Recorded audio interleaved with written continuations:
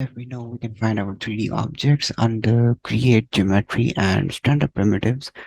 Let's actually create all of these one by one. So notice one thing, when I click on the box icon will turn into blue, which means we are now in the creation mode and we can draw as many boxes as we want. And to get out of this get out of this creation mode, you have to press escape from the keyboard, or alternatively you have to click the right mouse button. So let's actually delete all of these and get back to the box. So now if I want to create a simple box, click inside the viewport and hold down the mouse button and drag your mouse. So this will allow you to give length and width of that box.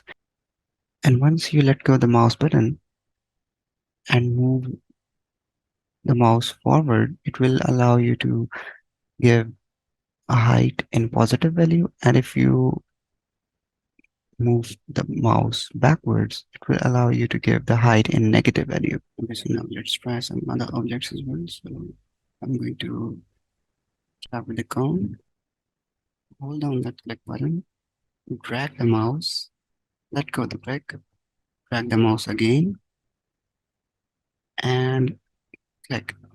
So now one thing you notice that for the cone, you have to add some additional parameter, which is basically the radius 2 for the cone. Keep this in mind that some objects need some extra parameters to for the completion. So uh, in case of this cone, we have the radius 1, radius 2, and height. And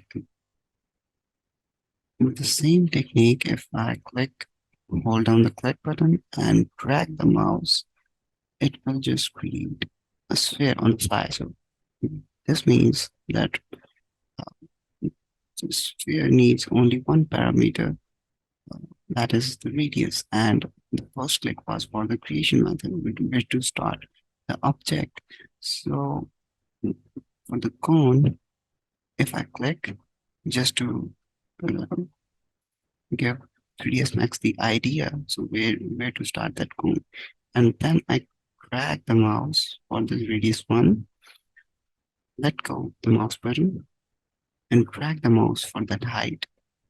And once I will satisfied with the height, I will click and drag the mouse again for that radius 2. So keep this thing in mind that some objects might need only one parameter for their completion. Some objects might need three parameters, or some object might need some extra parameters for their completion.